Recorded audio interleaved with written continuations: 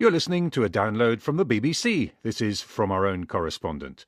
You can hear the version of the programme we make for the BBC World Service by visiting our site at BBC Online. But here's the latest edition broadcast on BBC Radio 4 and introduced by Kate Adie. Today, a top-class education, respectable and laid back. But is the Front National's man on the French border hiding sharpened teeth? In Afghanistan, those in the Taliban's former stronghold are calling for more power. We hear how the guns may have been silenced in Sri Lanka, but violence is still in evidence, especially on the playing fields, and how screeching witches and letting it all shake are part of an artistic flowering in Tunisia. It was once a more obscure profession, but thanks to those American TV shows, and a few from this side of the Atlantic, forensic science has become a hot subject for students. Essential to criminal investigation, it helps in archaeological digs too. Take the case of Richard III's remains under that car park in Leicester. In El Salvador, though, which has one of the highest murder rates in the world and a low conviction rate, forensic scientists are thin on the ground. Will Grant went to meet the man known simply as the engineer. It had taken a few furtive phone calls, but eventually we agreed to meet high up on a mountainside. I had wanted to see the latest site he was working on and interview him at the crime scene, but his bosses weren't having that. "I've been told off for talking to the media recently," he explained, his voice a hoarse whisper down the line. "I can talk to you, but solely in a personal capacity." A couple of nights later, we drove up the snaking mountain roads to Huayua, a small town outside San Salvador. Surrounded on both sides by rich jungle, the altitude makes it the perfect environment for coffee plantations, and the perfect environment for hiding dead bodies. Although he doesn't like the title, Israel Ticas is El Salvador's only forensic archaeologist.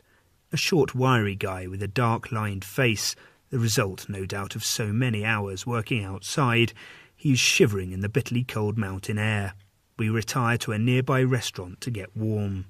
Still wearing his hard hat, the dig he has come from was no hunt for Mayan pottery or dinosaur bones. Rather, it was a mass grave. In El Salvador, Ticas is also known as the engineer, a reference to the fact he initially studied computer engineering before turning his mind to solving murders. Forensic archaeology was unknown here in El Salvador, he tells me, his hands cupped around a mug of lukewarm hot chocolate.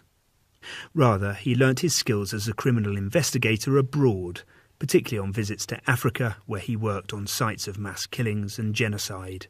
Then he brought the DNA and victim identification techniques he'd seen back to his native El Salvador, until recently the country with the highest murder rate in the world. "What I did was fuse those methods," the engineer says, "adapt and apply them to the criminal gangs and their modus operandi here. Certainly El Salvador's drug war has kept him in work. I've identified 25 different methodologies of murder," he explains with the matter-of-factness of a scientist. "Every criminal mind is different, but each of them innovates too. For example, when dismembering a body, if one person disposes of it in 7 parts, someone else says, 'I'm going to turn it into 20. It is a sobering thought, and over the course of our conversation he reveals many more grisly details, most of which are far too gruesome to repeat here. I want to know how such daily exposure to the country's extreme violence makes him feel, as a citizen rather than as a scientist. It makes me sad," he says, in the first reference to emotion thus far. "I don't agree with anyone's right to take away the life of someone else, especially when it's a Salvadoran taking the life of another Salvadoran. But then it's quickly back to the relative safety of empirical science. I've worked on more than 2,000 crime scenes. Thanks to God for giving me this little bit of intelligence, I've been able to recover bodies from places no one could have recovered them from. I've recovered people who were buried 60 metres deep, got all 206 bones of the body back, all that evidence. That is what gives me professional satisfaction." Israel is the subject of a recent documentary in which the filmmakers followed him as he exhumed remains from quarries and mines, shallow graves and deep pits across the country. Often the grieving mothers of the victims come to urge him personally to find their missing loved ones, heaping further pressure on a man already under considerable strain. At times that strain begins to show. More than once he mentions the difficulty of working on the bodies of dead children, of holding a 6-year-old skull in his hands and having to think of it as just evidence, as material. I give conferences in university psychology departments and I tell them, you should study me. What's wrong with me? How can I work cleaning the face of a dead baby with a brush for 2 days and not feel anything? His rhetorical questions hang in the mountain air. But then sometimes I might suddenly drop the brush, look to the heavens and ask God, how can you allow this to happen? His morbid fascination could just be the natural byproduct of work which has undoubtedly brought some closure to hundreds of families in El Salvador. An inherently private man, Israel Tikas insists he's fine, unaffected by post-traumatic stress. Yet something he said revealed a little of what it must be like to be the engineer of El Salvador. Sometimes I feel like I'm living in a film, but then when I open my eyes, it's reality. Will Grant with El Salvador's only forensic archaeologist. The Chancellor announced in his budget speech yesterday that the growth forecast for the UK had risen to 2.7%, which is good news. In contrast, the latest growth figure for our French neighbours is just 0.3%. It's this kind of poor economic performance that has fed discontent with the major political parties. One of the main beneficiaries has been the far-right Front National, which is hopeful of securing several town halls in municipal elections beginning on Sunday. Emma Jane Kirby visited one of the party's target towns, close to the German border in northeast France. The young men are smashing a bin, plastic shards splintering over the pavement as they kick and jump on it, hurling obscenities. When it's completely flattened, they retreat panting and laughing. But one North African teenager, seemingly driven by an atavistic fury, continues to pound the fragment, screaming, "I break everything! You hear me? I'm going to break everything in this dump!" There's a lot in Forbach that's already broken. Unemployment here is close to 15%, and almost a third of young people are jobless. The average wage is just £14,500 a year, and the lack of spending power is evident. In the town centre, scores of shop fronts are boarded up. I take a tour around the town with an elderly, erudite local historian, Jean-Claude Flaus, who shows me the painful reminders of Forbach's better times. The remains of a massive cardboard factory, now flattened into a car park. Mine shafts, idle since 2005, and in the suburbs, the miners' former accommodation blocks, now largely populated by refugees and immigrants for whom the town can offer no work. Police sirens wail continuously. Predictable theme music, says Monsieur Flaus, for a town that's been left to rot. He asks if I'm really surprised that this is fertile ground for le Front National. In Forbach's marketplace, wearing jeans and a blue suit jacket, Florian Philippot, the Front National's deputy leader and candidate for the mayoral elections, gives a laid-back but respectable impression as he chats to locals and hands out his political pamphlets. As the party's spin doctor, he spent a long time purging it of its thuggish, anti-Semitic, racist image and replacing it with something far more nebulous. He was educated at Paris's elite universities, the same universities attended by the French president, François Hollande. And when I ask him what someone who is so clearly part of the system is doing in an extreme right party that prides itself on being anti-establishment, he winces. My education, he says coolly, has made me acceptable to many voters who would normally never vote for the Front National. But my parents were primary school teachers, so I'm not from the privileged class. I understand what being hard up means. He leans forward in his chair. And I don't like to be called far-right, he corrects me firmly. I am a Gaullist. I ask him how a party which has talked about closing the borders can hope to succeed in a town that has a huge immigrant population and which is a stone's throw from the German frontier. He flings open the window in his office. This is wide open, he says patiently, as if teaching a child. And this, he adds, putting the catch on the first notch, is partially open. Our maxim is manage the borders, not close them. Subtle tweaks to the rhetoric, a shifting of emphasis, a misting of meaning, a blurring of ideologies. I think of one of François Mitterrand's favourite quotes from a 17th century cardinal. If you set aside ambiguity, it's always to your own detriment. In a pavement café, Marcel and Pascal grumble together over the local paper. Pascal, now in his mid-50s, was a miner and union leader who fought bitterly against the pit closures. He jabs his finger at a picture of President Hollande and mutters that neither the socialist nor the opposition right-wing UMP party have a clue what it's like to struggle. Marcel looks up from the sports results and mentions he met Florian Philippot at lunchtime in the market. And I wait for Pascal, the former unionist, the former communist, to spit blood. I'm thinking about voting for him, he says quietly. Catching my astonished glance, he snaps, "Oh, just look around you. This town is dying. What have mainstream politicians done for us? We've had enough." My historian, Monsieur Flaus, tells me there used to be 40 nationalities in Forbach when the pits were operating in the 1960s, and there were never any problems with racism. You know, this is a place with such a great past, but the way it's being run, it has no future. He pauses. We need a shock and a shake-up here. So for the first time in my life, I'm probably going to vote Front National. In the marketplace, Florian Philippot is sharing a joke with an Arab man who's selling cheap plastic bracelets. As they shake hands, the man tells the National Front candidate that he recognises a fellow hard worker and assures him he has his vote. A far-right political group, which was once called a fringe party, now creeping as softly as the springtime sun into the mainstream. At the fruit and veg stall, an old woman beckons me over. There's a French expression, she says, you should know. Quand c'est flou, c'est qu'il y a un loup. When it looks a little hazy, beware the wolf out there. Emma Jane Kirby in Forbach. By the end of the year, all British and American combat troops should have left Afghanistan, and the people will soon have a new president. Amid concerns about what happens next and whether the Taliban will return, ordinary Afghans have to get on with their lives, including trying to make a living.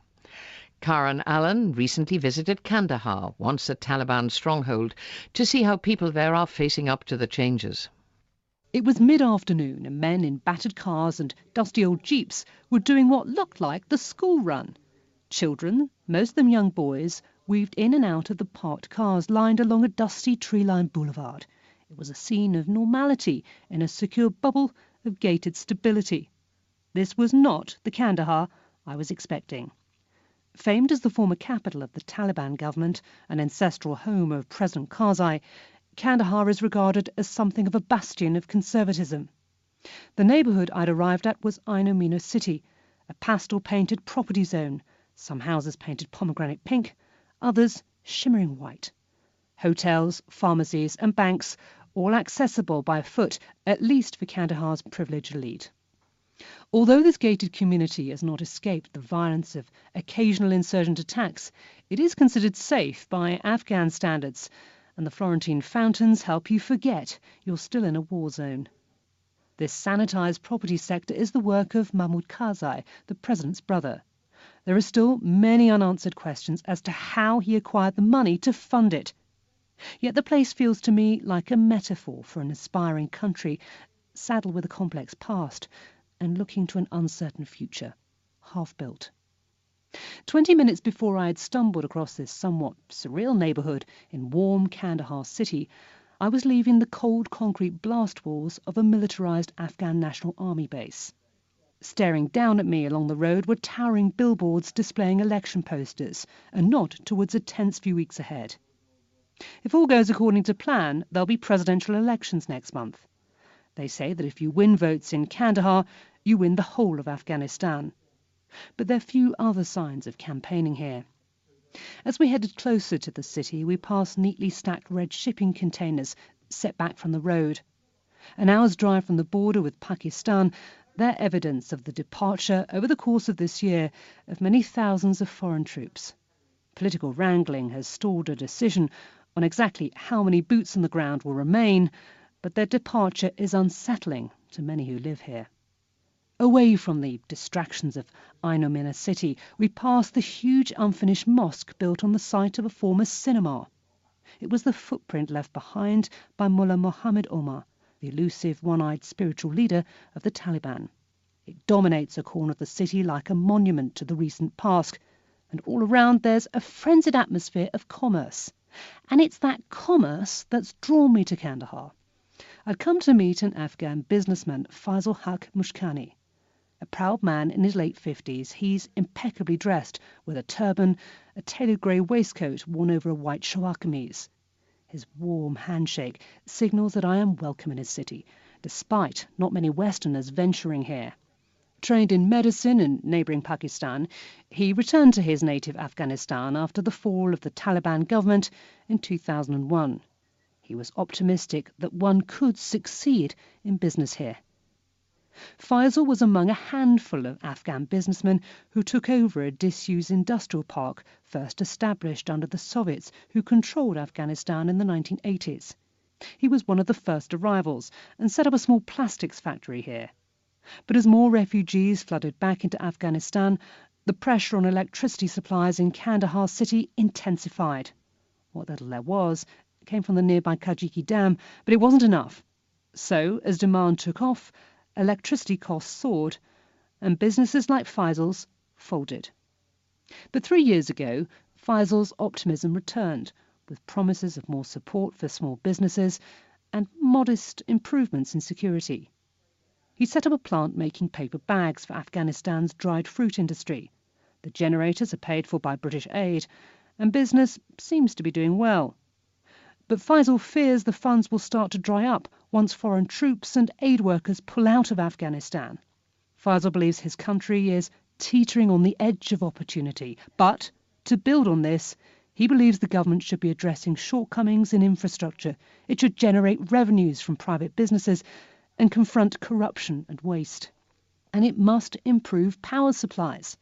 Despite millions of dollars of aid, he says, Kandahar receives just a quarter of the energy it needs to function efficiently. No one knows when the foreign aid money will finally dry up, but it will be soon. For Faisal, power and security are the number one issues for Afghanistan today. Elections are just weeks away now, and he fears the victors will have more to worry about than providing electricity for communities like his. Karen Allen in Kandahar. In Britain, we like to boast that we codified almost every sport played around the world and exported it. Football's obviously the most successful one. In South Asia, it was cricket that grabbed the imagination. Alex Preston recently enjoyed a game in Sri Lanka, but found that 5 years after the end of the civil war there, a somewhat rougher sport is taking root. Asgaraya Stadium, Kandy, one of the most beautiful cricket grounds in the world, ringed by jagged hills, parakeets arrow across the outfield, flocking between the branches of banana palms and baobab that lower over the fences. The air is rich with sound as I walk out to bat. The rising call of brain fever birds, the rattling whine of tuk-tuks bustling along the city's colonial grid of streets, and, rather unsettlingly, the grunts of 20 burly adolescents who appear to be trying to kill each other in one corner of the ground. After the match, which saw our team of English authors trounced by the local prison guards, I wander over to the young men, who are still throwing their sweat-gleaming bodies at one another. Evening is falling, and the biggest fruit bats I've ever seen glide low over the stadium, stretching out their umbrella-like wings. I speak to a boy, Boudica, who's a head taller than me. He's at Kandy's prestigious Trinity College. The boys gather round me. Behind them, grinning and avuncular, is their Kiwi coach, Neil Foote, one of a new band of rugby professionals now plying their trade in the country. The boys talk glowingly of the extraordinary rise of rugby in Sri Lanka. It is the fastest growing sport on the island, they tell me, with a fiercely fought local league, an international tournament, the Serendib Cup, between Sri Lanka, Madagascar and Poland, and a government with a paternal interest in the game's ongoing success. Two of President Mahinda Rajapaksa's sons take turns captaining the national side. The Rajapaksa family has spent the years since the end of the country's 30-year civil war in 2009 consolidating its hold on power. Mahinda Rajapaksa's brother, Gotabaya, is Minister of Defence, while another brother, Basil, is Minister of Economic Development. A third, Chamal, is Speaker of the Sri Lankan Parliament. Other Rajapaksa family members occupy posts ranging from Chairman of Sri Lankan Airlines to the Ambassador to the US. Now, the latest province to fall under the family's sway is rugby, a sport which has been played in the country since 1879, but which has only recently achieved widespread popularity. In Colombo, a few days after our game in Kandy, a local rugby-playing friend, Ravinda Alvis, offers to introduce me to Yoshita Rajapaksa, the president's second son. We drive to an anonymous-looking street in the Cinnamon Gardens district of the city, a metal door in a high, whitewashed wall. I step inside and am led into the courtyard of what might be a Balinese spa, with butterflies flitting across manicured grass, dark wood furniture strewn around burbling water features. There, striding towards me, is the president's son, muscular and precise in spanking white Navy officer's uniform. He ushers me into a light-filled meeting room. I ask him if the rumours that he gets an easy ride on the rugby pitch are true. He pulls up a pressed trouser leg to show me his ankle, recently broken by a teammate in training. If anything, he says, they tackle me harder. He doesn't tell me what happened to the teammate. Rugby, he tells me, is more than a game. It is the glue that is sticking the country back together in the wake of the Civil War. Of the 32-man national squad, 6 are Tamil and 8 Muslims. When we are on the rugby pitch, we forget about history, he says. We don't see each other as Tamil or Sinhalese, Buddhist or Muslim. Sport is the language we all share. I ask him how he feels about the way his father's government is represented in the Western media, as posturing, power-hungry, even tyrannical. I laugh, he says. The foreign press is a fairy tale. This government has changed everything for the people of Sri Lanka. When I was a boy, we used to check the papers every day trying to work out where the next bomb would be. That is tyranny. Now we have extraordinary freedom. I think back to Boudica at the Kandy Stadium. Why do you play rugby, not cricket? I asked him. It's a violent game, he said, grinning. Sri Lankans are violent. It is why we love rugby. This much is true. But I'm still struck by the sense of energy and optimism surrounding the game. The national side has a good chance of making the 2019 World Cup, with even the most cynical locals passionately backing the Tuskers. Sri Lankan rugby may be funded by an autocratic regime, but it is making a difference to the everyday lives of this first generation growing up free from the shadow of civil war. Scrumming down with Alex Preston in Sri Lanka. The Arab Spring was a time of momentous change and hope for many. Freedom of expression was the order of the day. Today, there are far fewer signs of that freedom, and much of the hope has evaporated. But in Tunisia, where the Arab Spring began, the country's new constitution has received praise for its tolerance. And, as Susanna Knights found, away from politics, there's been a flourishing of artistic expression. The southern Tunisian town of Toza rises up from an oasis on the northern rim of the Sahara Desert. It is built from ornate, sandy-coloured brickwork brought to the area by 10th century Arab invaders. The shops and mosques are covered with the same diamond patterns and arcs found on the Berber carpets made in the region. Some palm trees from the surrounding oasis have crept into the town itself, stooping under the weight of cascades of succulent dates. Our dates are like condensed sunlight, my old host father once said to me, and there's a lot of that to condense. A big white sun bleaches the sandy town during the day and drapes it in gold at sunset. All told, it's a dramatic setting for an international arts festival, the Festival International de la Ronde Populaire. The name refers to a popular Arab tradition of storytelling, even older than Islam, in which communities gathered in a circle to tell, sing, or even dance out tales. The programme was nothing if not eclectic. First up, a young theatre troupe whose piece, Faramen Sultani, or The Sultan's Command, delved into Tunisian folklore with colourful masks, slapstick fights, and lots of screeching from a small witch. The Tunisians, at least, found it hilarious. One of the most hotly anticipated acts was the music group Nouveau Système. Merging Tunisian melodies with a reggae backing, their lyrics examine the state of post-revolutionary society. The group formed after they started singing about martyrs of the revolution during a sit-in protest in 2011. They were followed by a contemporary dancer who treated us to a series of popular rebours dances. Raising his arms straight up in the air, he proceeded to gyrate everything from the stomach down, gripped by the intoxicating drum beats of traditional Mezwed music. Tunisia has witnessed something of an artistic boom since 2011. Nowadays you can find everything. There are reggae musicians who call for the legalization of marijuana.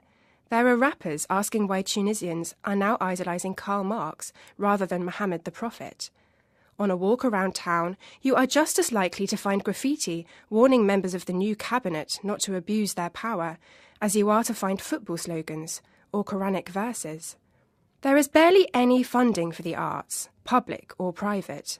But after decades of oppression, there is a sense that the new freedom of expression is worth more than financial reward. Not everyone is enthusiastic about this creative explosion, though. Achref is also young and a pretty suave individual. He picked me up in his 4x4 and whisked me to a trendy new cafe.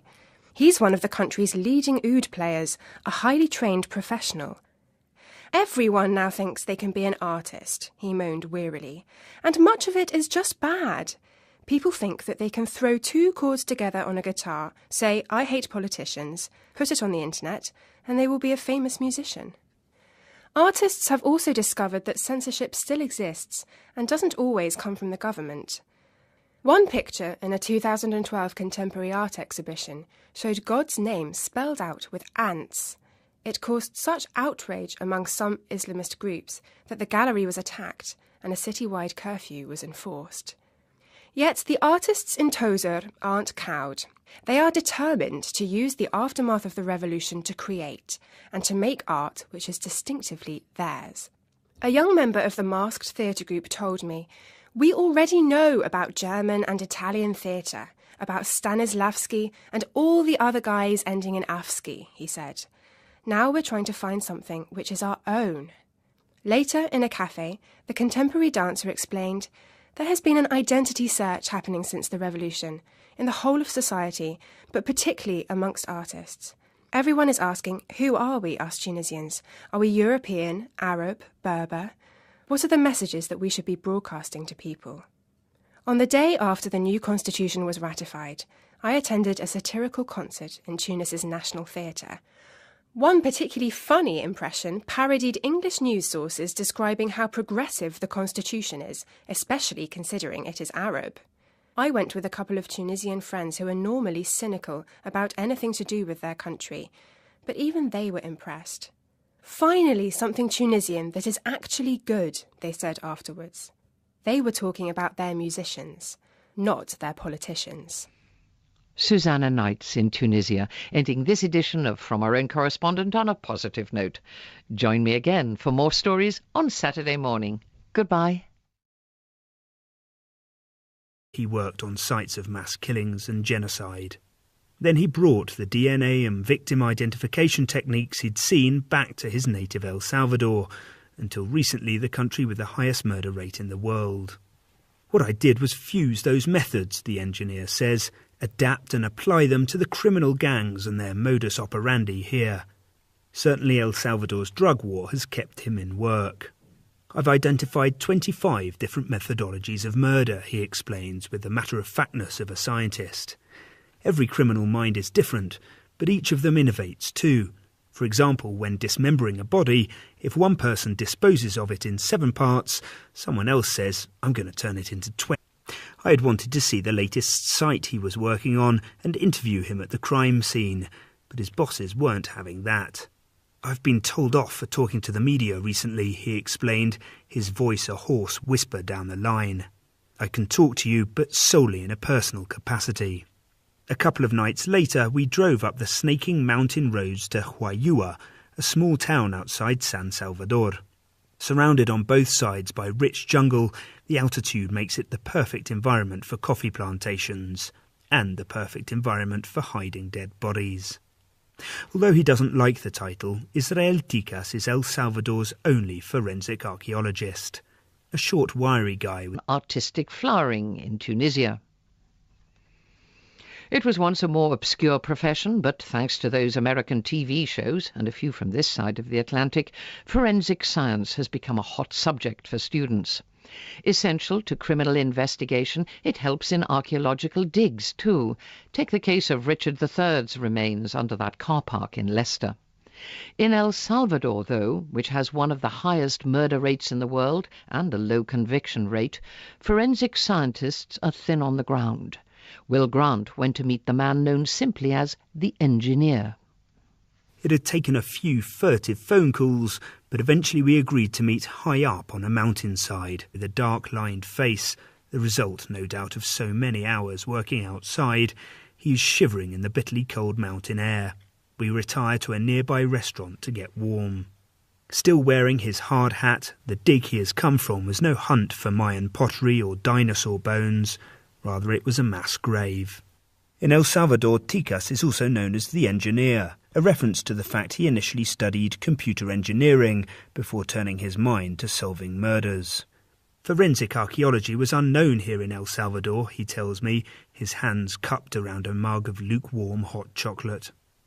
Rather, he learnt his skills as a criminal investigator abroad, particularly on visits to Africa, where You're listening to a download from the BBC. This is From Our Own Correspondent. You can hear the version of the programme we make for the BBC World Service by visiting our site at BBC Online. But here's the latest edition broadcast on BBC Radio 4 and introduced by Kate Adie.